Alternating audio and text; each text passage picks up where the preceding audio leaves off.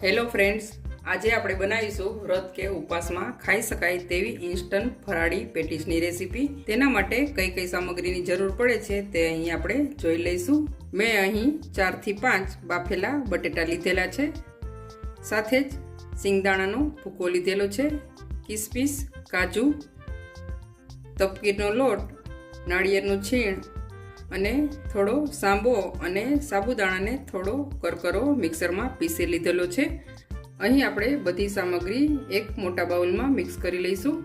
સૌથી પહેલાં અહીં આપણે બાફેલા બટેટા એડ કરીશું, સિંગદાણાનો ભૂકો એડ કરીશું, નાળિયેરનું છીણ એડ કરીશું, કાજુના ટુકડા એડ કરીશું, કિસમિસ એડ કરીશું, સ્વાદ પ્રમાણે પહેલાં મીઠું એડ કરીશું,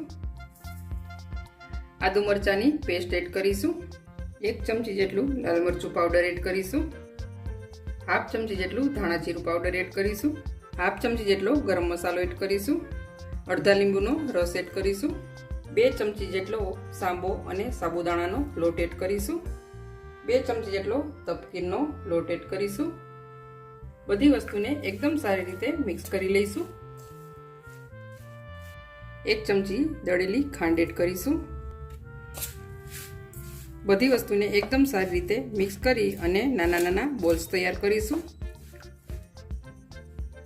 અહીં આપણું પેટીસ માટેનું મિશ્રણ એકદમ સરસ તૈયાર થઈ ગયું છે। આપણે મીડિયમ સાઈઝના બોલ તૈયાર કરીશું।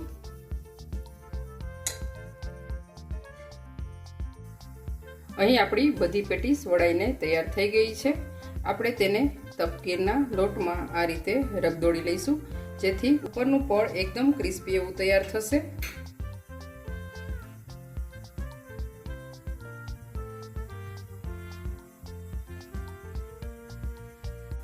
મેં અહીં એક પેનમાં તેલ ગરમ કરવા માટે રાખી દીધેલું છે।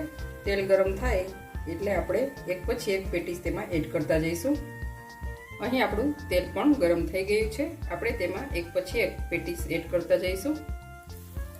ક્રિસ્પી અને ગોલ્ડન બ્રાઉન એવી તળી લઈશું।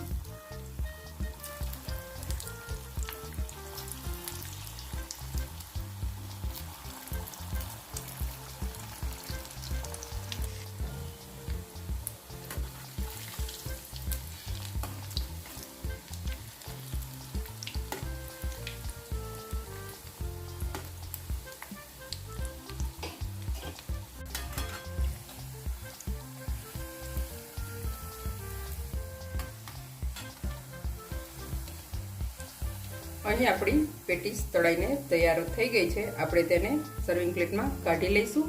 દહીંની ચટણી અને ગ્રીન ચટણી સાથે સર્વ કરીશું તો તૈયાર છે અહીં આપણી ઇન્સ્ટન્ટ ફરાળી પેટીસની રેસીપી સારી લાગે તો લાઈક કરજો, શેર કરજો અને મારી ચેનલને સબસ્ક્રાઈબ કરજો।